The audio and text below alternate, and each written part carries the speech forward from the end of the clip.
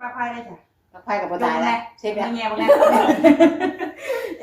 เชฟโชว์ครับโชว์แง่ครับ เอามือมาแง่ก่อนเป็นปลาพายจ้ะเอาละชุดลงก่อนแล้วไม่ได้บัวยังไม่ได้บัวเลยบัวกับกามาไม่สาบานไม่รู้ไอ้บัวกุ้มเด้อสาบานทำงานชีวิตกุ้มเลยกับว่าโอ้ยทราบเนาะมึงเนี่ยทราบโอ้ยน้ามึงเนี่ยเห็นอะไรอ่ะเราเห็นเป็นบาทเดียวใช่ไหมบอกว่าอยู่ดีได้พี่น้องเลยเนาะเมื่อกี้นี่พักกันเปิดไปเปิดมาอยู่นี่ก็เสียดเขาตำอยู่รอดตายเลยที่ว่าชื่อตำกามจนขึ้นกล้ามจนขึ้นหมดแล้วอันนี้จะมาคนเห็ดเป็นเปิดภาพเปิดคลิปออกมากับร่มหมูพี่น้องเอ้ยมื่อนี้เนาะหลังจากมาแต่ชงไอ้ตาน้องเซอร์เพิ่นตอนเช้าพูดเนี่ยว่าคือไปล่มบันไดเนาะปะสวยๆมาผัดล่มพี่น้องไอ้ล่มแห้งมื่อนี้ขี่รถมากกับจนหนาวว้าตัวกำลังพากันย่างขึ้นไปทางเพื่อนลุงก็คือว่าเนาะอ้ายของแม่เนาะเพื่อนป้าเพื่อนลุงอะไรพี่น้องเลยคือว่าป้าที่ว่าแมงเตอร์ไปหาปลากับเราเมื่อนั้นเนาะแมงเตอร์เฮ็ดข้าวปาดมือที่ว่าลงคลิปให้ป้าลุงเบิ้งหั่นแหละเอาไปให้เพิ่นซิม ไม่ได้ให้เพิ่นกินออกมาให้เพิ่นซิมเบิ้งพี่น้องเลยเห็นว่าเฮ็ดแซ่บแล้วก็เลยไปขุดมันน้ำนาเรามาเฮ็ดแล้ววะมันมาเฮ็ดโดดบอกให้ค่อยเอาเครื่องปั้นแม่น้องเชื่อเพิ่นลงมาให้เมื่อวานนี่เนาะมื้ออื่นสิเฮ็ดแล้ววะพอค่อยเอาลงมาให้แล้วว่าปั้นบ่เป็นบาดนี้โทรมานำมือกระทึกอยู่ว่าให้ขึ้นมาเฮ็ดให้แน่ว่าซั่นเนาะจักสิได้แล้วจักสิเฮ็ดได้หรือบ่ได้เพราะว่ามื้อนั้นแม่งเตอร์เฮ็ดกะทางสาวนางเพิ่นเป็นคนปั้นให้พี่น้องเอ้ยเกิดไปเบิ่งเราก่อนทั้งพุ่นแหละเฮือนใหญ่เฮาพุ่นแหละเนาะบรรยากาศตอนนี้ก็จักโมงเป็นตอนเช้ามื้อวันอังคารบอกก่อนเดี๋ยวป้าลุงเพิ่นสิเว้าคือป้าเว้ามื้อวันอังคารมื้อนี้เนาะก็บ่เช้าปานใดแหละ10 โมงพี่น้องเอ้ยเอาก่อนอื่นก็กลับทักทายสบายดีเด้อเนาะสบายดีพ่อแม่พี่น้องกันเบิดสู่คู่สู่คนยินดีต้อนรับเข้าสู่ช่องแม่น้องกับเตอร์คือเก่าพบพ่อกันก็อยู่เฮือนแต่ว่ากำลังสิย่างขึ้นไปเบิ่งเพิ่นก่อนมีหลายคนอยู่ได้เขาเอ้ยน้ำเอ้ยนัดเพิ่นว่าแต่ว่าเฮ็ดบ่เป็นเพิ่นน่ะอันเครื่องปั้นกับเขาก็เคยปั้นอยู่แต่ว่าวันนี้จำเป็นอย่างคือปั้นบ่มีเสียงมันตายเท่านั้นนะค่ะตายแล้วชวนป้าขึ้นมาพร้อมพี่น้องมากับป้าเนาะสบายดีโอ้ยไปขึ้นเบิ่งนะเบิ่งพอกันผู้ใดมาหลังบ้านครับพี่น้องเว้ยนี่ต้นหมากนาวมาหดอยู่วานนี่ก็เป็นดอกเลยถามแพงไปพุ่นแหละขนาดเฮ็ดให้ซิมบ่แซ่บไว้นี่มื้อนั้นก็แบ่งหลายคนอยู่เนาะพอดีประตูเพิ่นก็มาเลยมื้อนั้นก็มาซิมน้ำคือกัน แบ่งให้แม่ตุ้ยแน่ให้แม่ตุ้ยซิมแน่แล้วก็ให้ประตูนี่แน่แล้วก็ยายเตอร์นี่ หลายคนไปเบิ่งไผดุกบุ่มอยู่นี่เป็นแล้วจักอันนี้เรียบร้อยมากินอย่างเดียวมากินอย่างเดียวเรียบร้อยใช่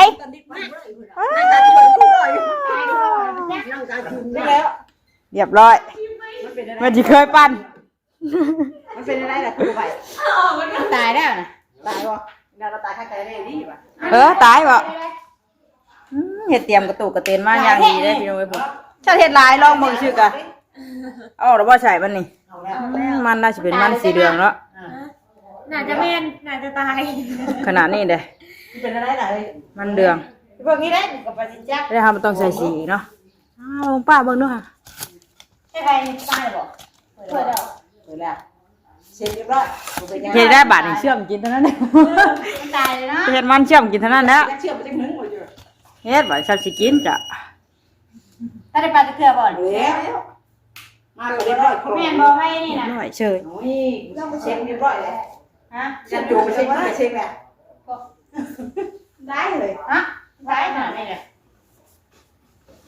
เอาแม่นั่นปานผู้นั้นก็บ่ได้เฮ็ดหยังเลยได้ปานแล้วก็เอาไว้เลยได้เอามากับไปตู้โจมไปเจนะเอามากูเชิงนิดหน่อยไปเจรถ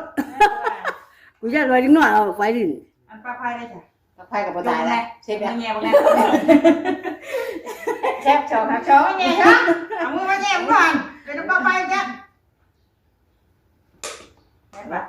เปิดได้ มากูเขาก็ไม่เห็นหรอกกูเชื่องไว้หรอก เนี่ยมันตายเลยพี่ผม อ่า ใส่เข้าไปเนี่ยเดี๋ยวไปลอง มัน ไฟเสียบโทรศัพท์ได้บ่จ้ะ ใช่เสียบได้อยู่ได้ หันมันเป็นยังไง มีกำเรือปั้น เดี๋ยวชาติมันให้ได้น้ำเลย มากระชบข้าวรอที่แล้วกูก็ไปก็ช่วยน่ะเจ๊หัน ไม่ได้ช่อมกินเฉยแล้วป่ะนี่ แล้ว กินแล้วขนาดนี้แหละ มันก็ผ่านหลายช่องว่ะ ไปใหม่กันเอาเลยว่าเห็นแม่น้องอันนั้นเปิดปันหายข่อยพวกนั้น ใครบอกเขาเลยว่าเขามาเฉียบกูกูโทษที่เขารอดว่ะ เอาละที่ชุดมันก็ ยั แล้ว งไม่ได้บัว ยังไม่ได้บัวเลยว่าไม่สาบานที่ดูอีกบัวกุ้มเดียวกลับบ้านทำงานชีวิตกุ้มเลยกลับบ้าน มันก็ได้แล้วมันนั่นแล้วตายเลยเสียบ้างก็ มันเป็นหัวจังว่าเจ้านั่นผ่านเราอ่ะ พี่ได้ปะ เห็นแล้ว จับเลย มึงก็มากกับข้าวรอฉันแล้วกูมาเชื่องว่าหาเจ๊ฮะ เลย อย่าว่าดึงน้อยเห็ดว่ะ เชื่อมด้วยเชื่อมไม่ใช่ก็ไม่ได้ว่าจะเชื่อมจังนึงด้วย เสื่อมกระดาษแล้วนี่ แหม ของมึงแนะนำว่ามันปัดนี่ก็ บ่มี นี่มีตัวปั่นเดียว งานแต่ตำจะได้ตำได้กูเชื่อมกัน ตำก็ตำแล้วเนาะ ตำไม่ได้ไม่เด็กดิเอ้าพวกก็ได้ตำพวกจีบรึ้นแท้ ฮะ เอานี่ได้เอาตะกี้มันมีนั่นเนาะห่อเนาะ ใหญ่เนาะ มันหน่อยเนาะมันใหญ่คือจะกินยังห่อใส่แล้ว ก็ เหรอ ใส่มาได้อยู่จักตำร่มเอาร่มเนาะ มันก็มือนะตู่ โอ้ยไม่กล้าไปยืมเพิ่นแต่มานี่ตอนนี้ใส่ดิใส่แล้วเนี่ยมันยังไงโอเคแหละ ว่าเป็นว่าน้ำว่าไฟภูเขาพักเขียบกับเขาอยู่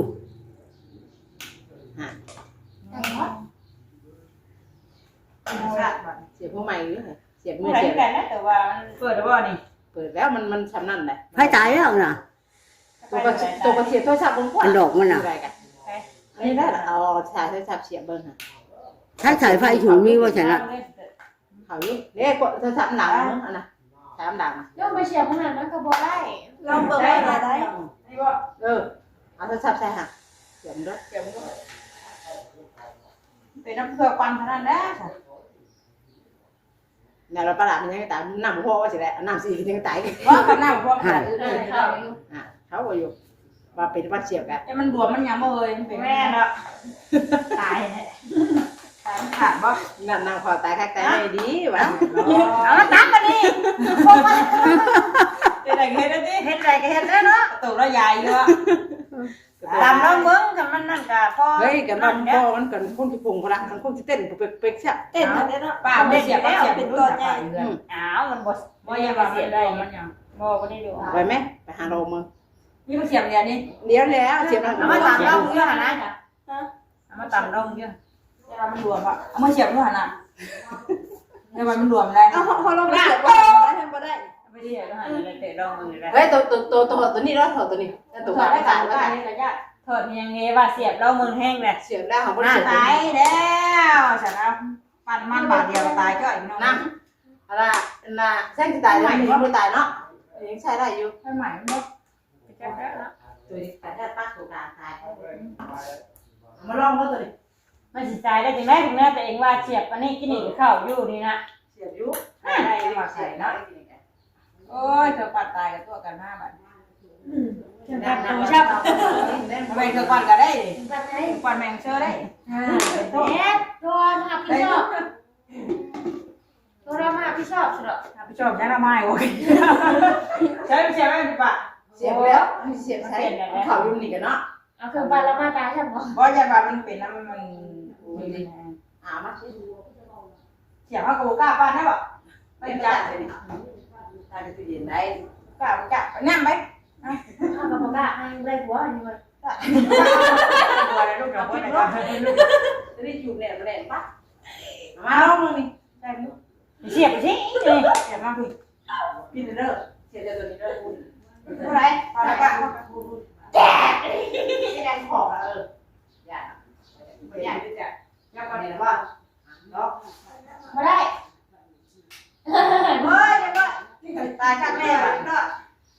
มาเห็นเด็กเห็นเนาะก็เห็นเด้เด็กกระซามอยู่ก็ไม่ได้เห็นเอ้า มึงแน่พี่น้อง ตาม เอ้ย เช็ดได้สะ บ่ตามก็จะเฮ็ดที่ใดก็เฮ็ดเอาแหล้วบาด น้องเบิ้ง เครื่องปั้นกระต่ายมันเอาคักบ่คักมึงแน่ พวกแกเงินน้ำมาละนะ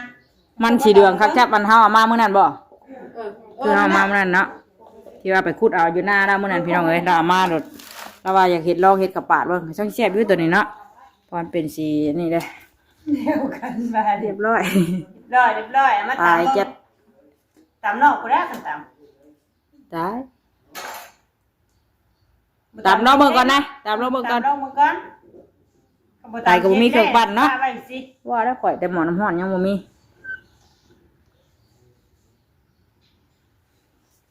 ถ้าเรามาตามมึงกัน เปิดต้มตาลเชื่อมใช้เกลือได้เนาะ แม่น เนี่ยชาติไม่ได้กินใช่ไหมเอาของเจ้ามันอยากเทได้มันนะเราอยากเทรวมแล้วก็มันชิมน้ำมันนี่กันไม่ต้องมีแซ่บอยู่อย่างเย็นเนาะตู้ละมาให้อีกคนนั้นน่ะ เห็นมันต้นแล้วมันอ่อนวะ แต่มันอยากเร็วไม่ตู้บาแซ่บอยู่แต่มันอ่อนคนน่ะเรียงหลายคนชิมกัน ต้องมันอันนี้เนี่ยมันผงมันแข็ง มันตัวนี้มันสิผงตัวนี้เราไม่ต้องใช้แป้งก็ได้นะ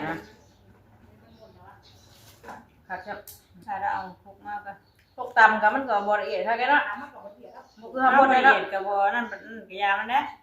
จะหย่ำแล้วใครกลัวเช็ดแบบชี้บดอยู่แล้ว ไม่ได้เชื่อมกินชั้นตำ เสื่อมกับแพงได้หลายช่างออกไปนอกไปได้ไปก็ตับนี่ไม่ได้ เอาคือปันแมงเชื่อเพิ่นมาให้เพิ่นเมื่อวานนี่เนาะเพราะว่าเพิ่นว่าอย่างมาปั้นหลังจากที่ว่าแม่น้องอินเตอร์เพิ่นปั้นแต่เมื่อนั้นแม่อินเตอร์ก็บ่ได้เฮ็ดหยังเลยนะปั้นแล้วแล้วก็ร่างแล้วก็เอาไว้เลย ไปล้างน้ำ มา มา จะถึกอันนี้ผัดว่า เด้อ บ่ ไป ได้เนาะแล้วชาติบัดนี้เราได้เฮ็ดมันเต็มไปซ้ำนี่ ลองเบิ้งเฉยๆด้วย ไล่คุกกันพื้น เตือบไปเอามานอกพี่จ้ะไปตู้ใช่เด้บุ้มอยู่มื้อนี้บ่ได้กิน นี่ว่าจะได้ภาษาได้ สามโมงแรกวันกินดิ สามแรงมันเป็นบื้อ เชื่อว่าไปแม่เบิ่งนี่มาให้ได้แล้วจักสิได้เบิ่งโทรถามแล้วก่อนก่อน เนี่ยว่าเฮ้ย จะเชื่อมมาแล้วกู เชื่อมกับพวกหลายๆมันจะกินเบิด เอาไปกับเชื่อมคนนี้ก็เชื่อม จะได้บาด เดียวได้ ไปแม่ไปหาเครื่องปั่น หาเท่ เพื่อนบ้านหมูมีวันวัน บ่มีเด้ มาเทือนเท่าไหร่นี่กัน มันตาย เครื่องอยู่ดิ พวกไผพวกมันให้คือตำข้าวคั่วข้าวใหม่อันงานดองอยู่แล้ว มันพอดีเลยทำนะ ใครทำ กระเด็กค่อยเด็กไปนะ จะได้บาท มาห่อกับมันนั่นแต่เท่น้อยเลย เป็นพวกของปัน นัดว่าเอาเฮา ว่าก็ค่าเชื่อ เชื่อว่าเจอว่าจะดี บ่เมื่อนั้นก็อันแม่นั่นเพิ่นปั่นให้เฮาแล้วก็ล้างไว้เลยได้ คือว่ามั่นใจอยู่ ยังบ่ได้เฮ็ดหยังเลยนะ คือว่าเขาเฮ็ดมื้อนั้นตัว ก็ยังบ่ได้เฮ็ดหยังเลยล้างไว้กับปลาไว้เลย มันกระเด็กอยู่ต้องใส่เวลา คือว่าสายไฟมันขาดบ่หน่อยเนาะ ช็อตมันจะเคยช็อตดัง นี่มันอันนั้นจังเนาะสิได้จังว่าเครื่องปั่นของถูกมันแบบนี้บ่พากันยืนเบิ่งไปตู้บัดเนาะ แม่พ่อสิได้กินไปสิ เฮ็ดจักเฮ็ดแล้วคิดได้มั้ยคิดหาวิธีได้บัดนี้มีหยังเอามากินก่อนแล้วมีหยังแนวกินน่ะไม่น้ำมันบ่ได้เอามาแกงบ่ นี่ได้มาพุ่งหน้าเห็นว่าน่ะ มันเขียนว่า เฮ้ย จัดเนาะ ไม่นึง จัดติ มีวันนั้นเลยเนาะ ไม่บ่ได้มีบ่เอามานอกมาอ่ะจะเฮ็ดได้ตู้ มันมีบ่อยู่เฮ้ยโทรอีบ้านกันมันไปแล้วบ่ ทำเนาะ มีดอกเที่ยงคุณ จะมีจะ ไปยังอ่ะ ไทย ต้องเต็มไข่ได้ฮะ มีในจานที่อันถูก อ่านขอมันมาใส่ไปมีขอแล้วนะฮะพอชื่อชี้บ่ว่านะขอรถง่ายกว่าเป็ดน้อยตัวมื้อนั้นบ่เอ้ยนี่มานี่บ่เปล่าเนี่ยเป็ดอ่ะน่ะต้องหาบ่ก่อนต้องหาเครื่องปั้นก่อนเอาตู้บ่ได้กินครับได้บ่ได้ชาร์จที่ข้าวบ่มื้อนี้ โอ้ โอ้ย เป็นฉันนะคุณจะตัวไว้ เป็ดน้อยหลายตัวแท้2 4 6 8 10 2 4 6 18ตัว โอ้18ตัวคือได้หลายแท้เอ้ยนี่แม่เดียวกะเนาะ ข้าวหน่วยแล้วบ่อันกินบ่โชกินด้วยนึงได้แล้ว19หน่วยแล้ว5แต่5หน่วย นี่คำหวาน เอ้านั่นมะขามป้ามาใช่น่ะนำดูเชือกไปรออยู่ขามมาที่ใช้ ทำว่ามันถึงหน้า เป็นสิพากันเฮ็ดที่ใดต่อยังโทรหาเครื่องปอกเครื่องปั้นอยู่บัดนี้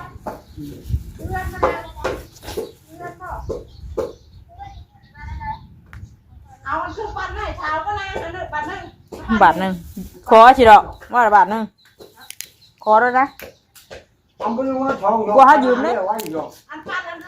ของชาบูมันปันตายแล้ว ปั่นตายช่างยังไม่ได้ตาย ว่าฉันได้เขาจะมาอยากมาให้นะ รอปันนี่เด้อ อืม คุณสิมาบ่ เดี๋ยวลูกหาย อ่านรอถ่ายเบิ่งเครื่องปั้นใหม่ฉันเนาะ ไป มาไม่ได้ตายแล้ว เรียบร้อยแล้วต้องกินแล้ว มาเดี๋ยวนี้แล้วจอก หาโคก เอาครบตำเดียวจอก รอถ่ายเครื่องปั้นก่อนพี่น้องเอ้ยเพิ่นยังไปหายืมเครื่องปั้นอีกอยู่โอ้ยเนาะฉันมันยากโมมีนี่อันนี้จะมาโมมีเนี่ยยากเป็นหยังก็ได้ หรือชาลิมาใหม่บ่ ใครเนี่ยแต่มี มาใหม่ในนั่นเก่าเนี่ยหาตัวดีว่าอย่างไรยิ่งแบบ เด็กเกลือนะบ่เด็กอยู่เช้า วันนู้นสมบัตินะ แม่นบ่ปะอันนั้นละ วันนู้นสมบัติ เดี๋ยวก่อน มาตะกี้ได้มาเจอเลย มันไม่ถึงบ้านคุ้ม คู่เกลือทั้งเข่าบ่ได้ป่ะเด็กเกลือพี่น้องเอ้ยเด็กไว้ ชาวายนั่น ไว้เฮ็ดประเดกไงไว้นั่นไง นี่ละ เราไม่ได้กลัว ฮะ บอกเลย มันถูไม้ขึ้น แม่งเชื่อได้ผ่ามาให้ เพิ่นว่ามาให้ไปตู้ก็มีตู้ช่วยกินเด้อว่ะ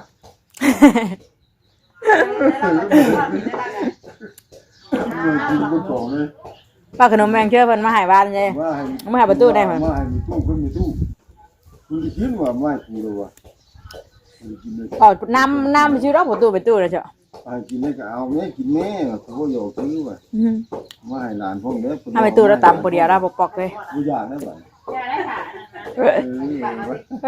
คุณจะปัดหน้าก็เป็นหน่อยเป็นสีมาไงดิ เล่นเลย มาแล้วก็มัน มื้อนี้พาไปหน้าบ่มื้อนี้ โอ้ไป ไป อยู่ ให้ไป ที่ ตู้ ซ่านี่ ให้แม่พี่น้องเอ้ยเนาะ ไปใส่ ลุง ได้บ่ไงกันไป เพื่อนนี่นะไปบ่ได้ก็ไปซะยังไงยังนั่งไป ป่ามันก็ไปเนาะ ตู้มาเฮ็ดจังจ้ะมุงน่ะบ่หลังคาเฮือนน่ะ ยังหัวยาย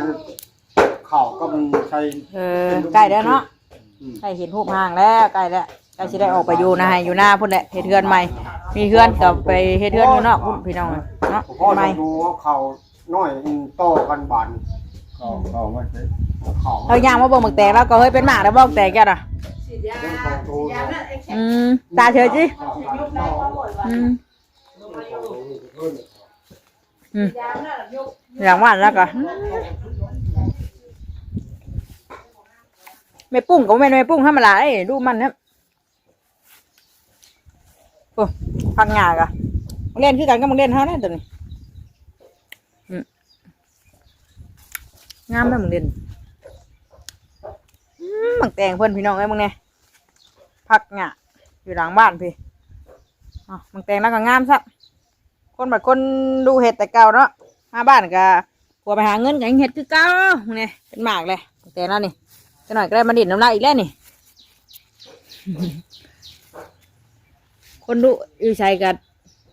ปลูกหันปลูกนี่พอได้อยู่ได้กินเนาะดูมันเห็ดก็ได้กินพี่น้องไอ้พวกน่ะแตงหมักเต้าดูเฮือนทำข่างเฮือนข่างอย่าง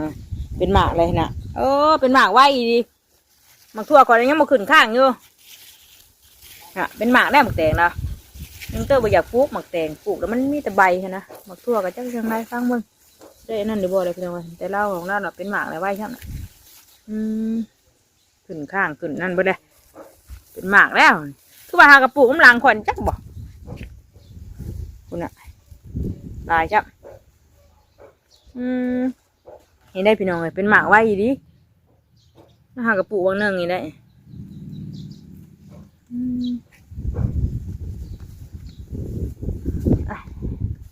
น้ำเราก็เปิดมานี่เลยทางนี้กับเปื่อยอยู่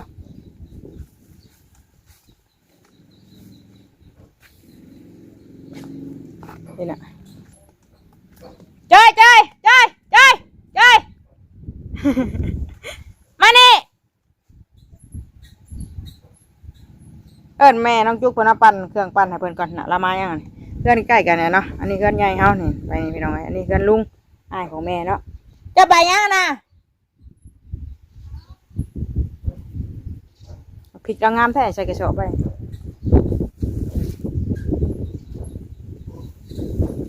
เฮ็ดยังเครื่องปั้นแล้วปั้นบ่ได้ต้องให้ขอยปั้นบ่เป็นเพราะว่าแม่น้องอีเตอร์ปั้นให้ข่อยมื้อหน้าว่ามาปั้นให้ได้มื้อหน้า มันตายเปล่าวะพุ่นอะข้างในทางพุ่นขึ้นหันบ่ขึ้นนี่ก็ได้จะมาเอายังน่ะโอ้ยจัดเนาะเกี่ยวดีดีโอ้ยแม่น้องเตอพุ่นน้ำปั้นน้องเบิ่งพี่น้องเลยมาเบิ่งสวนหลังบ้านนะพุ่นอะมาพริกของพายก็งามแท้นี่เกี่ยวอยู่เฮ้ยมีคนน้ำปั้นนะเฮ้ยพริกแล้วงามแท้ปั้นหน้าเราเบิ่งดูไม่น้องเตอเพิ่นปั้นเราเบิ่งก่อนเพราะว่าเราปั้นมื้อน่ะเนาะแม่งเตอบ่เคยปั้นพี่น้องเอ้ยว้ามันเล่นเรางามแท้น่ะคักดีเนาะมันเล่นนี่เฮานี่คักดูแต่งกากำลังเป็นหมางามเอามาเบิ่งแล้วก่อนเราลองได้บ่เบิ่งแม่น้องเตอเป็นหน่อยงามแท้นี่เนาะโอ้ลาตัวด้วยปั่นนู้หันที่เก้าไม่แต่เอามันว่าห้าเอาได้หรอวะมันตัวยังต่ำอยู่เห็นปะช็อตดิมันช็อตแจ้งหน้ากันแบบมือนั่นเลยใช่ป่ะตัวล่างอะไร เฮ้ยตัวชิปเปอร์เนี้ยเขาเสียบเราไม่เสียบ เสียบไหมมือนั่นก็ล่าเนี่ยปั่นหน่อยข่อยนะว่าอยู่ มันว่าอยู่ไฟเปิดแต่บ้องดูเด็ มันแดงมันไฟมันอันนั้นมันตาย เอายังมากินนะ โอ้ยซากเนาะมึงเนี่ยซากโอ้ยน้ามึงเนี่ยเห็นได้ยังไงโอ้ยเราเห็ดเป็นบาทเดียวใช่ไหมขอว่าอยู่ดีๆได้พี่น้องเลยเนาะเมื่อกี้นี่พักกันเปิดไปเปิดมาอยู่นี่ก็เสียดกับตำอยู่ รอดตายเลยพี่ว่าฉันได้ตำกามจนขึ้นกล้ามจนขึ้นหมดแล้วอันนี้จะมาคนเห็ดเป็นเทใช่เลยบ่นะใส่กะทิน้ำหนึ่งแซ่บเอามาดิเทใช่เลยบ่นะนี่จะมาคนเห็ดเป็นนี่เอาเครื่องปั้นไว้มาพอดีโบยใส่บ่เสียนมาบาทเดียวถ้าเชียนไปเชียนมาอยู่ได้เมื่อกี้นี่นะบอกไม่ได้เชียนแล้วไม่เคยเยอะมือกับจักคือกันนะจักดิมันจะเคยเห็นปะตั้งสบายมันเกี่ยวมันนี่มันคือตัวเห็ดมันน่ะ แล้วกันเห็นมันน่ะเอาไงมือชี้เบิ่งกันมันแล้วอ่ะมายังจูนะมาน้ำคำเลยชีบ่ฉันจื้อไว้ในหน้าไว้แบบนี้ให้บ่จักแน่ที่ไหนคนจะได้เป็นไม่ได้ไม่ชายนะเป็นแม่แฉะเนาะ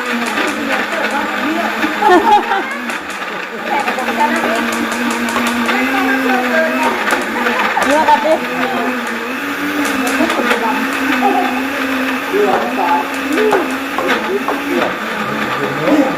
อย่าให้ผู้ชายนั่งหลายมันแบบแก๊ส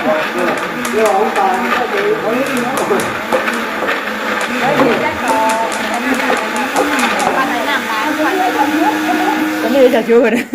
ตอนนั้นเขาป้าแล้วดื้อใช่รถน้ำน่ะแล้วก็ตุ๊กแล้วก็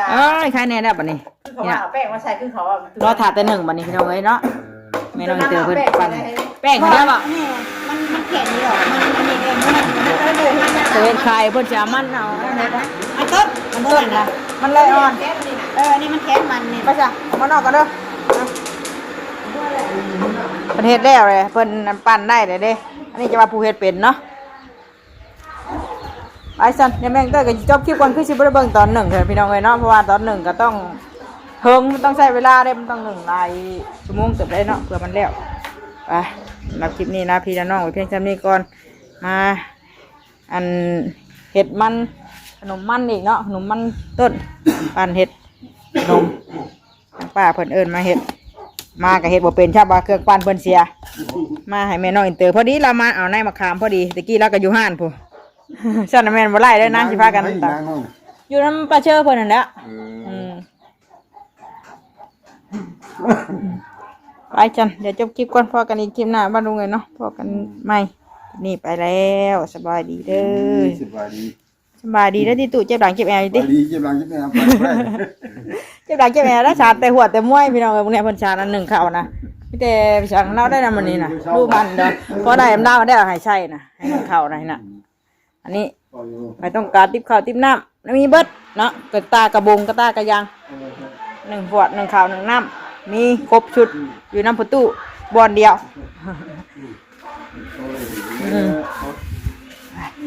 แต่เช้าต่อไปได้เงิน หน่วยเท่าไรขายตุ ขายนู่นเลยเสียขาย หน่วยแสนกีบหนึ่งโอ้ยเนาะชันเพื่อจะได้วะ ครับลูกเสีย เนี่ยเดี๋ยว